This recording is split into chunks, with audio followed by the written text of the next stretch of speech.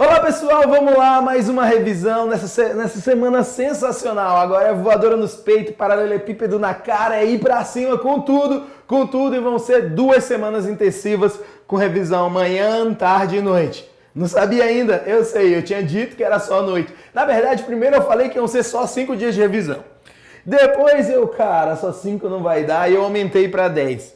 Depois eu aumentei pra 13 dias de revisão e agora vão ser 14 dias de revisão e não só à noite, como eu tinha falado, revisão manhã, tarde e noite. E revisões totalmente gratuitas para quem já tem o curso completo da EBSERH, que foi aquele curso focado que a gente fez com aprovação acelerada, tudo aí com os conteúdos que a gente aposta para essa reta final da tua prova, com os professores trazendo revisões e exercícios, muitos exercícios você vai ver, e essas revisões à noite que são bem focadas. Então, a partir de agora serão 14 dias de revisão manhã, tarde e noite. Tudo isso para você se preparar na sua reta final. Se você não é aluno ainda, você pode comprar, se quiser somente essa revisão. Aqui no link na descrição do YouTube tem as informações de como você pode participar especificamente dessas revisões. Essa aula vai estar uma parte liberada para você, mas se você quiser ir mais a fundo no seu processo de preparação, clica no link que está aqui abaixo, tá bom? Um prazer ajudar com o seu processo de preparação. Vamos lá? Vamos para cima! Fala galera, professor Igor Ximenes aqui de novo. Vamos falar sobre 2 temas de muita importância para vocês e que sempre caem em questões de concurso público, beleza? Aqui a gente vai falar sobre a chikungunya e sobre a febre amarela. Ah, professor, mas não vai falar de dengue, de zika? A gente já falou em outro vídeo que vocês vão ter acesso também. Então vamos pensar aqui, chikungunya é transmitido por quem? A Aedes aegypti e, na verdade, pela família Aedes, né? E a febre amarela? Também pode ser transmitida pela Aedes aegypti. Olha só que cabuloso, né, cara? Olha só que tenso. A família Aedes comanda tudo. As patologias todas podem ser transmitidas pela família Aedes, beleza? Vamos começar falando aqui sobre a chikungunya, tá? A chikungunya, normalmente, ela é um pouco mais...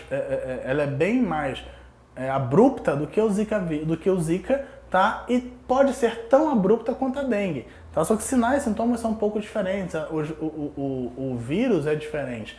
Não é o mesmo vírus, tá? A chikungunya é uma arbovirose também, tá? Igual a dengue e a zika, causada pelo vírus chikungunya. Por isso que o nome é... Opa, perdão. Deixa eu colocar aqui. Por isso que o nome é chikungunya. E o vírus a gente chama de CHIKV. Da família Togaviridae, que é diferente da família da dengue e do zika, que é da Flaviviridae, do gênero alfavírus, beleza? É um pouquinho diferente, como eu falei para vocês, o vírus é diferente.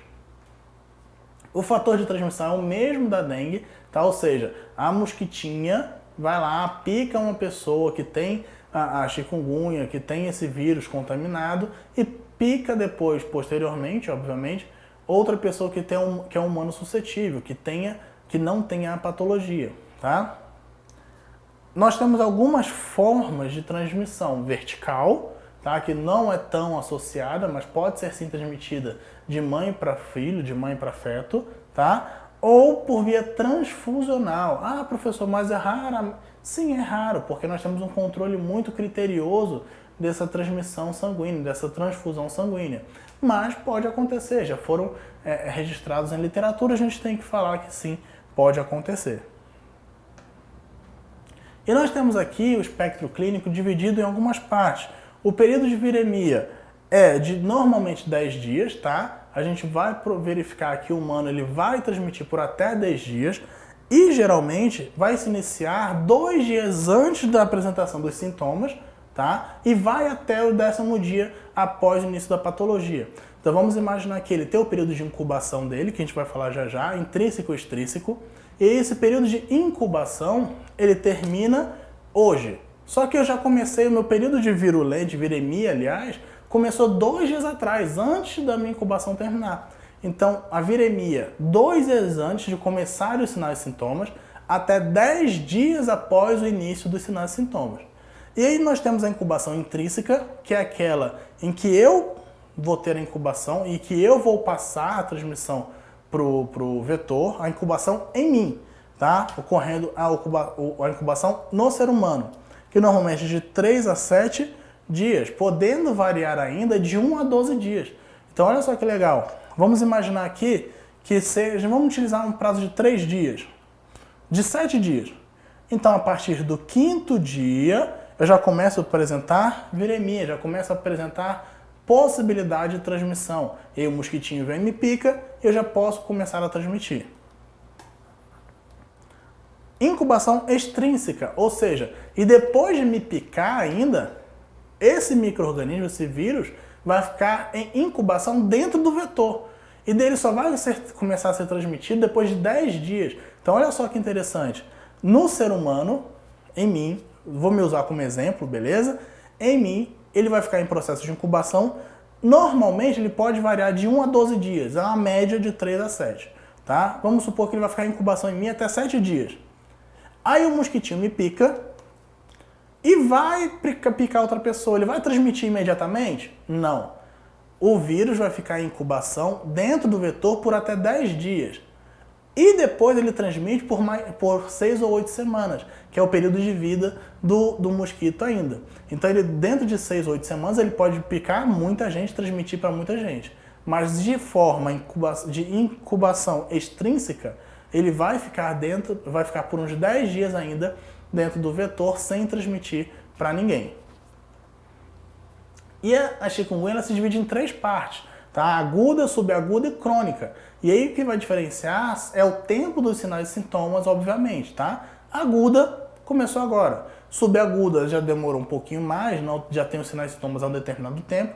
E crônica já tem os sinais e sintomas há um bom tempo, tá? E a gente vai diferenciar isso já para vocês. Só vamos ver esse conceito aqui, ó. Após o período de incubação, inicia-se a fase aguda ou febril, que pode evoluir com persistência das dores articulares, as artralgias, tá? Após a fase aguda, caracterizando o início da fase subaguda. Ah, professor, como que eu diferencio isso daí? Vamos entender. A fase aguda tem algumas características importantes. Por exemplo, febre de início súbito, imediato, do nada, tá? A partir de 38,5 para cima, tá? Normalmente não são febres mais baixas.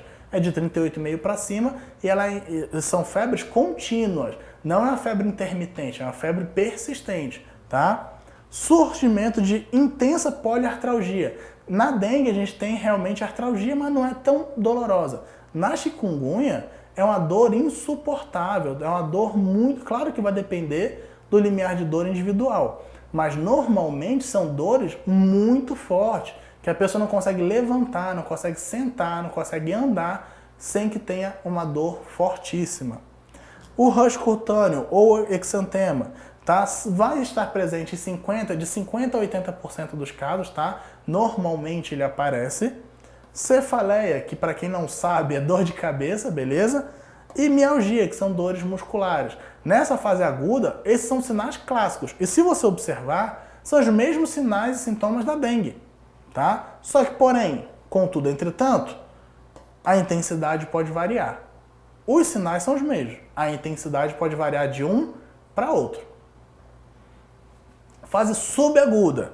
A febre normalmente some, porém, as dores em articulações, as artralgias, se mantêm ou aumentam, tá? Ela vai persistir ou agravar, tá bom? Mas aí a febre já some depois de determinado tempo. E na fase crônica, o acometimento articular persiste ou recidiva nas mesmas articulações atingidas durante a fase aguda. Então vamos supor que as dores sumiram, tá? Um pouquinho, mas depois volta nas mesmas articulações. E essa fase crônica, ela pode durar até, assim, vamos imaginar que a gente tem pacientes que tem até dores crônicas por mais de 3 meses, tá? A gente consegue avaliar ainda essas dores quando você tem uma fase crônica por mais de 3 meses. Vamos avaliar já isso daí, tá bom?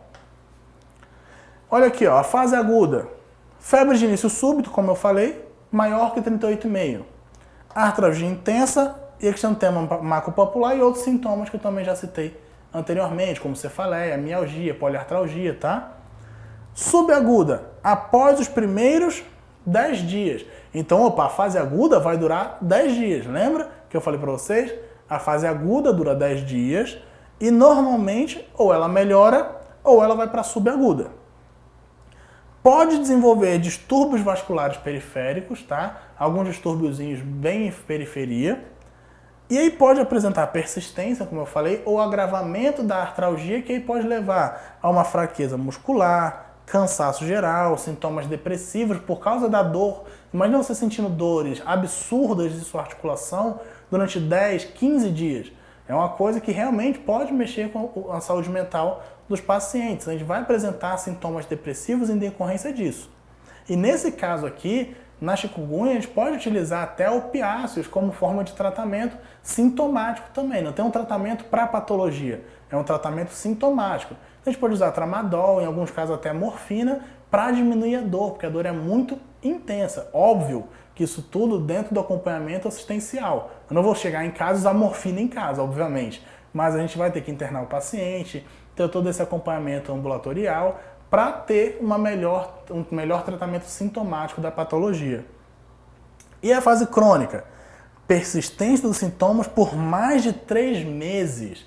Gente, imagina você, 3 meses com dores articulares fortíssimas. É uma coisa muito, muito, muito difícil de suportar. Realmente a pessoa vai ter uma alteração mental, uma alteração psicológica. É normal se ter. É claro que a gente vai tratar, vai tentar evitar ao máximo, mas acontece, não tem jeito. Dores articulares e musculoesqueléticas. Manifestações apresentam comportamento flutuante, ou seja, elas podem aumentar e diminuir, podem ir e vir, mas os sintomas sempre vão estar presentes. Ela pode ter essa flutuação de aumentar, diminuir, mas vai estar presente por mais de 3 meses, tá bom? Então, a fase aguda, subaguda e crônica se diferencia nesse formato. Tratamento, como eu falei, sintomático, não tem muito o que fazer. O tratamento a gente vai utilizar até opiáceos, como eu já disse, analgésico, mas eu também não posso fazer AS, também não posso fazer alguns anti-inflamatórios não esteroidais, tá? Alguns AINES eu não posso fazer, porque ele pode potencializar a patologia do paciente. Tranquilo? Alguma dúvida? Tá certinho? Beleza? Vamos mudar o foco aqui. Então, chikungunya normalmente se caracteriza por dores articulares, mialgia, fase aguda, subaguda e crônica, de aguda para subaguda, 10 dias, de subaguda para crônica, por mais de 3 meses e dentro das suas características, beleza? Febre amarela já é uma doença um pouquinho diferente, e eu vou explicar até o porquê que o nome é febre amarela, tá? A gente vai verificar dentro dos sintomas que vocês vão conseguir identificar. Febre amarela não é uma doença febril aguda, que ela vai causar uma febre agora aguda, né? Abrupta, tá? Só que não vai ser tão alta quanto a dengue, por exemplo, e ela vai durar no máximo 12 dias. Claro que pode ter essa variação, mas normalmente ela dura 12 dias. E que pode apresentar alta morbidade e letalidade. Ou seja, são 12 dias que ela pode sim matar de uma forma muito rápida. A gente vai ver isso já já. E nós temos aqui a febre amarela, como a gente pode dizer, o ciclo silvestre e o ciclo urbano, tá? Normalmente, como funciona? Nós temos as duas vertentes. As pessoas até confundem que o macaco causa a febre amarela. E não é bem assim, tá? E teve até há pouco tempo uma situação muito lamentável de pessoas matando primatas, matando macacos porque ouviram que estava tendo surto de febre amarela. É uma coisa absurda, gente. É falta de conhecimento, é falta de informação. Como funciona? Nós temos 2 vetores específicos no ciclo silvestre, que é o hemagogos e o sabetes, tá? Que são os 2 principais vetores dentro dessa fase silvestre. E eles vão lá e picam o primata, tá? Infectado com o vírus. Ele pica e aí um homem, ou por algum motivo, tá lá no meio da mata, ou por trabalho, ou acampando, sei lá, ou passeando, e ele é picado depois desse vetor picar o primata. Então olha aqui, ele picou o primata e depois picou o homem. Depois de picar o homem volta para casa, vai para a cidade, tudo bonitinho, para a área urbana, e aí esse homem é picado pelo Aedes aegypti, pela família Aedes de uma forma geral, ele é picado pelo Aedes aegypti, e esse Aedes aegypti, ele se contamina com esse vírus.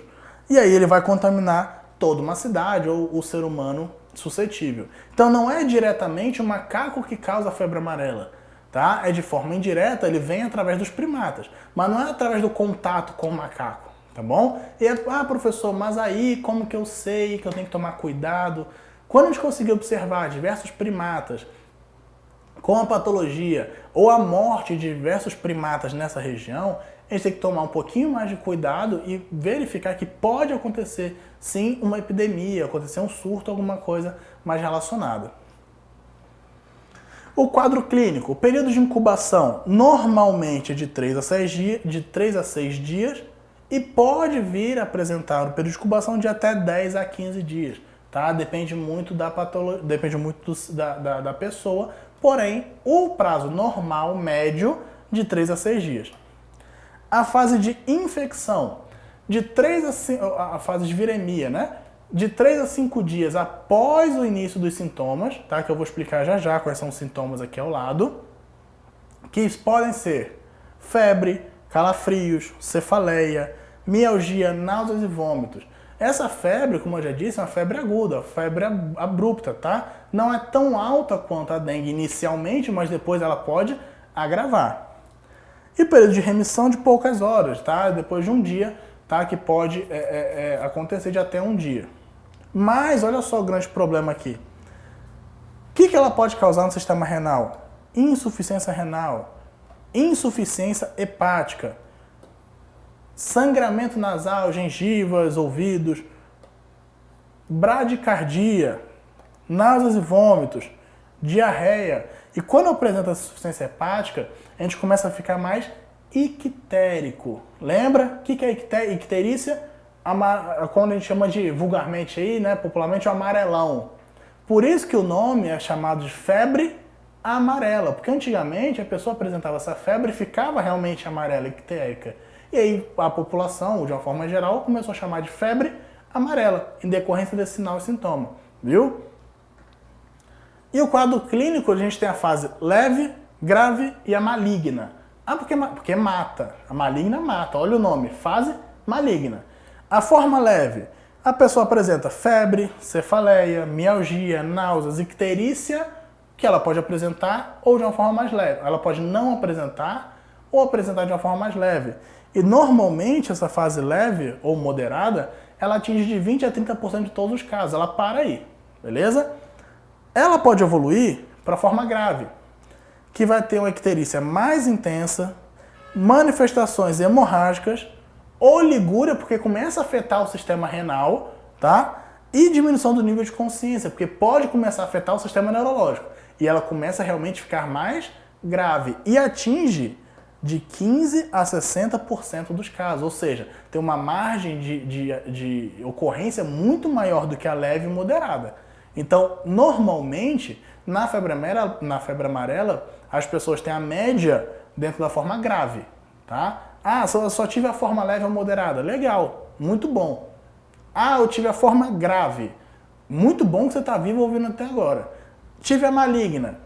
Meu amigo, mais sintomas clássicos da forma grave intensificados. Ou seja, todos esses sintomas aqui intensificados. A chance de óbito é altíssima. É muito alta. Tanto que o nome é fase maligna, tá? Que realmente após essa fase, quando você entra nessa fase, uma alta incidência, uma alta taxa de letalidade. Então, e ele atinge de 20 a 50% dos óbitos são nessa fase, tá? Então, desses casos aqui, ó, vamos avaliar aqui. Na forma grave, são de 15 a 60% dos casos. E quando a gente atinge a forma grave, dentre desses 15 a 60%, de 20 a 50% vão a óbito, quando atingem a forma maligna. Olha como é complicado e olha como é bem perigosa a febre amarela. Tratamento. Como a própria dengue, chikungunya e zika, não existe um tratamento específico, tá? A gente tem o tratamento, obviamente, dos vetores, o controle dos vetores. Só que a gente tem tratamentos sintomáticos. O tratamento é apenas sintomático, com cuidadosa assistência ao paciente, que sob hospitalização deve permanecer em repouso, com reposição de líquidos e perdas sanguíneas sendo indicado. A gente tem que avaliar o seguinte. Primeiro, a forma de prevenção, controle dos vetores e a vacina contra a febre amarela. Tá? Há um tempo atrás, antigamente, a gente tomava de 10 em 10 anos. Hoje em dia já foi atualizado o calendário de vacinação. Tá? Mas a gente tem que sim ter esse consenso de que vacinação é importante. Hoje em dia a gente tem um problema muito grave de algumas patologias que estavam erradicadas, por exemplo, voltando por causa da falta de conscientização de algumas pessoas em vacinação, achando que é besteira, que é controle populacional. Gente, isso daí passou há muito tempo, desde lá da guerra das vacinas que a gente teve. A gente não pode mais ter esse pensamento. Vacina é sim importante e a gente está vendo que febre amarela mata, beleza? A notificação da febre amarela, ela deve sempre ocorrer imediatamente na suspeita da febre amarela, tá? E ela sempre vai ser investigada o mais rápido possível, tá? Porque é uma doença grave, de alta letalidade, e a gente tem que fazer essa notificação de forma imediata, tá? A todas as esferas governamentais, tanto o município, quanto o estado, quanto a União. A notificação ela vai ser sempre realizada de forma imediata. Lembrando que nós temos a notificação imediata e semanal. A febre amarela é de forma imediata. Exemplo, Zika vírus, quando a gente tem uma correlação entre o Zika e a mãezinha está grávida. A gente descobriu microcefalia nessa mãezinha relacionada ao Zika vírus. Notificação imediata também. Então a gente tem que ter esse consenso do que notifica e não notifica. Vamos para nossas questões, galerinha. Então a gente vai aqui, praticar já. A febre de chikungunya é uma arbovirose causada pelo vírus chikungunya, um alfavírus transmitido por mosquito do gênero Aedes, sendo o Aedes aegypti e o Albopictus os principais vetores. Sobre essa doença, considere as afirmações abaixo. Primeira afirmação: não existe tratamento específico nem vacina disponível para prevenir a infecção por esse vírus. Portanto, o tratamento sintomático é o indicado. 2. Na fase aguda da doença, os sintomas aparecem de forma brusca e compreendem febre alta e artralgia, predominantemente nas extremidades e nas grandes articulações, podendo estar associados a cefaleia, mialgia e exantema maculopapular. Afirmativa 3. Os sintomas da doença costumam persistir por 7 a 10 dias, com predominância de dores nas articulações, que podem durar somente durante o período de viremia, ocorrendo a diminuição e o desaparecimento desse sintoma no final da fase aguda da doença. 4. As mães infectadas pelo CHIKV, que é o vírus da chikungunya, no período perinatal, não transmitem o vírus ao recém-nascido por via vertical. Então, se você já pausar o vídeo, que o tio Igor costuma fazer assim, pausou, responde, despausa, que a gente vê a resposta. Respostinha correta aqui, galera? Isso é muito fácil, a gente vai debater agora, mas é bem fácil de entender. A gente falou sobre isso no vídeo. Qualquer dúvida, volta, relê, reouve, aliás, tudo para a gente ter uma resposta bem corretinha. Resposta correta aqui, alternativa B, galera. Ah, professor, o que está errado aqui? Primeiro, as dores nas articulações, elas não somem na fase aguda, tanto que a gente tem a fase crônica, que é quando você tem esses sinais e sintomas por mais de 3 meses. Como que ela some na fase aguda? Outra situação, no período perinatal, a mãe sim transmite de forma vertical, tanto que existe uma transmissibilidade vertical, menor, mas pode acontecer sim, beleza? Na fase perinatal, não confunda. Ah, mas é só o Zika vírus. Óbvio que não. O Zika, a gente tem uma grande relevância de forma vertical por causa da microcefalia, mas não quer dizer que o chikungunya também não transmita de forma vertical. Tanto que eu falei ainda da forma transfusional, que é em menor quantidade porque a gente tem um controle maior, mas ela sim existe de forma vertical. Segunda questão.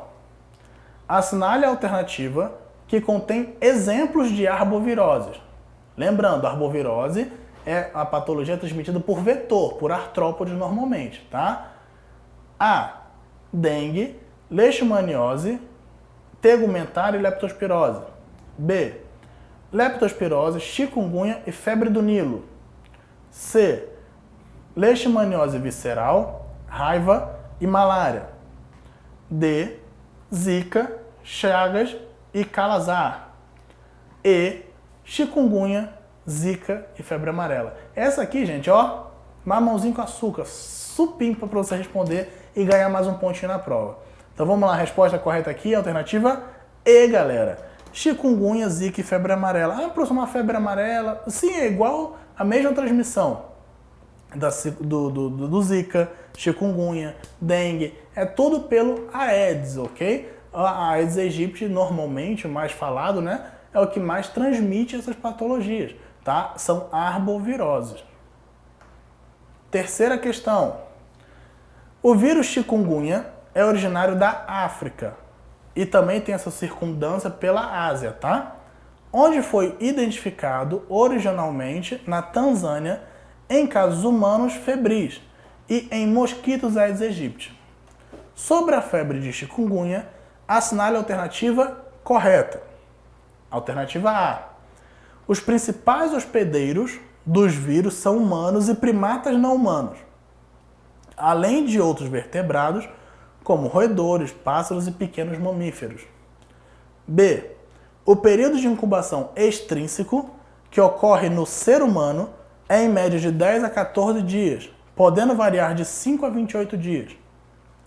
C. O período de incubação intrínseco, que ocorre no vetor, dura em média 20 dias. D. Depois do período de incubação intrínseco, o mosquito é capaz de transmitir o vírus a um hospedeiro suscetível, como o ser humano. Em seguida, o mosquito permanece infectante por apenas 4 semanas. E o período de viremia no ser humano pode perdurar por até 30 dias e, geralmente, inicia-se 10 dias antes da apresentação dos sintomas. Obviamente que, pessoal, vocês já responderam. Resposta correta aqui, alternativa A, galera. Está certíssimo. Os principais hospedeiros do arbovírus são humanos e primatas, não humanos, os macacos. Além de outros vertebrados como roedores, pássaros e pequenos mamíferos, tá? Ou seja, o mosquito pode picar tanto a gente quanto os macacos, outros roedores. Não quer dizer que, por exemplo, seja hospedeiro. Eu não vou estar, por exemplo, somente transmissão através da febre amarela, só através do macaco. A chikungunya também, tá? Ela pode ter contato com outros animais, não só conosco, seres humanos, tá bom? Primeiro, outra coisa aqui, incubação extrínseca, não é o que acontece no ser humano, é o que acontece no vetor. Incubação intrínseca é o que acontece no humano e não no vetor. Depois do período de incubação intrínseco, ele não é capaz de transmitir por 4 semanas, tá? Primeiro, a incubação no vetor não é intrínseca, é extrínseca. E depois desse período de incubação extrínseca, ele vai transmitir por 6 a 8 semanas, que é o seu tempo de vida, tá bom? O período de viremia do ser humano pode perdurar até 30 dias, e na verdade não é, tá? Ele vai, na verdade, perdurar por 10 dias somente. Então a gente tem que ter isso tudo muito fixado na nossa cabeça. Fazer uma tabelinha, dengue, zika, chikungunya e febre amarela. Porque tenha certeza que isso tudo vai cair na próxima prova de vocês. Quarta questão. O profissional de saúde que presta atendimento ao paciente com chikungunya deve estar atento aos sinais de gravidade e critérios de hospitalização, que são, dentre outros, alternativa A, hipotensão arterial, dor torácica e sangramento de mucosas. B, prurido, dor na articulação e disúria. C, conjuntivite, hipotermia e icterícia. D, manchas na pele, dispneia e dispareunia. E, febre, hipertrofia ganglionar e polaciúria. Gente, essa aqui também não é muito difícil não. Tá falando o quê? Chikungunya. Quais complicações que podem acontecer? Eu falei para vocês lá no vídeo, lá na parte anterior. Qualquer dúvida, volta e ouve novamente o que o Tigo falou. Até mostrou a imagenzinha para vocês. Normalmente, hipotensão arterial, dor torácica e sangramento das mucosas, que pode sim acontecer na forma mais grave em que a chikungunya evolui, tá bom? Na fase subaguda também pode aparecer isso aqui. Obviamente que na fase aguda vai ter maior visualização, tem uma maior incidência na fase aguda, mas pode acontecer ainda depois na fase subaguda, tá? Não é tão comum, mas pode acontecer sim. Quinta questão.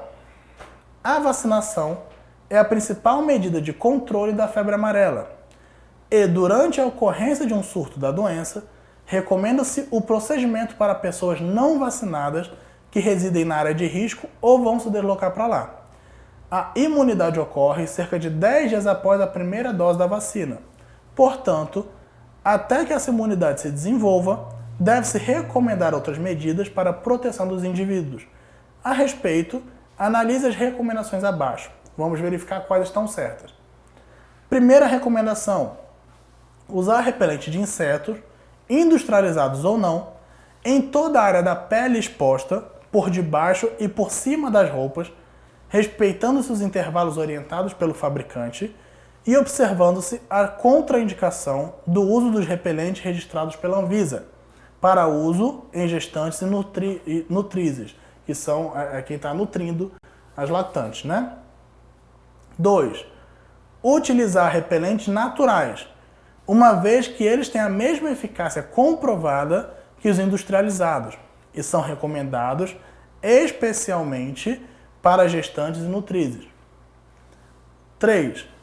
Proteger a maior extensão possível de pele por meio de uso de calça comprida, blusas de manga comprida e sem decote, de preferência largas, não coladas ao corpo, meias e sapatos fechados, e dar preferência ao uso de roupas claras que facilita a identificação do mosquito e permite que eles sejam mortos antes de picar o indivíduo. 4. Passar o maior tempo possível em ambientes refrigerados, com portas e janelas fechadas e ou protegidos por telas com trama adequada para impedir a entrada de mosquitos. Galera, a resposta correta aqui, nós temos a alternativa 1 e 3 na alternativa A, B, afirmativa 1 e 2 corretas, C, 3 e 4 corretas e na D, 2 e 4 corretas, ou seja, nós temos algumas erradas aqui, beleza? Então vamos avaliar a resposta correta aqui. A C, galera. Só a 3 e 4 estão corretas. Primeiro, o que mais pegou aqui? Repelentes naturais. Esses repelentes naturais, a gente não tem uma comprovação da eficácia. Ah, professor, mas os industrializados vão fazer mal para gestantes. Nem todos, nós temos repelentes específicos para gestantes, que têm menos componentes para sua utilização, para não trazer dano a mãezinha, a criança por meio tópico, beleza? Mas não esse é o que mais pegou nessas duas questões. Então, realmente, a resposta correta é 3 e 4. Questão 6.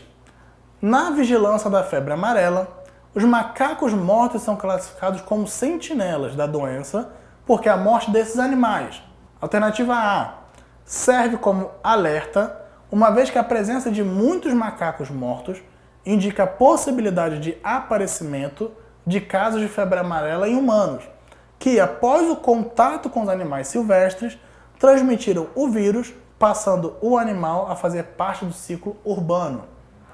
Alternativa B, serve de isca para mosquitos, evitando com isso que mais humanos sejam picados e desenvolvam a forma grave da doença, pois no ciclo silvestre o vírus é mais perigoso e o risco de desenvolvimento da forma grave é maior, aumentando assim a letalidade em humanos.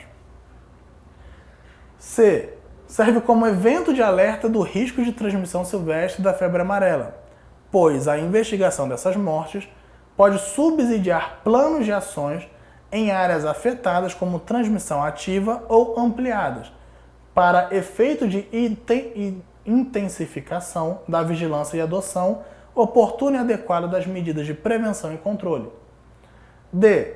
Serve como evento de alerta do risco de transmissão urbana de febre amarela, pois a investigação dessas mortes pode indicar que houve transmissão de humanos para animais, de forma ativa ou ampliada, requerendo assim a intensificação da forma de vigilância e adoção oportuna e adequada das medidas de prevenção e controle. Então eu sei que vocês já pausaram, já voltaram, e essa é fácil também, é tranquila. A resposta correta, alternativa C, galera. Alternativa C. A gente tem que avaliar sempre o seguinte: essa investigação vai me trazer uma medida de controle, porque se eu tenho muitos macacos que estão morrendo, eu tenho que investigar o porquê. E se eu tenho controle de que pode ser por febre amarela, por exemplo, a gente vai tratar, vai ter medidas preventivas mais eficazes, tá? Porque eu sei que pode acontecer essa febre amarela urbana, tá? Tem o ciclo silvestre, isso no silvestre, muitos macacos estão morrendo, pode acontecer da gente ter um ciclo urbano mais alto. Então tem que ter medidas de prevenção cada vez mais eficazes nesse caso. 7.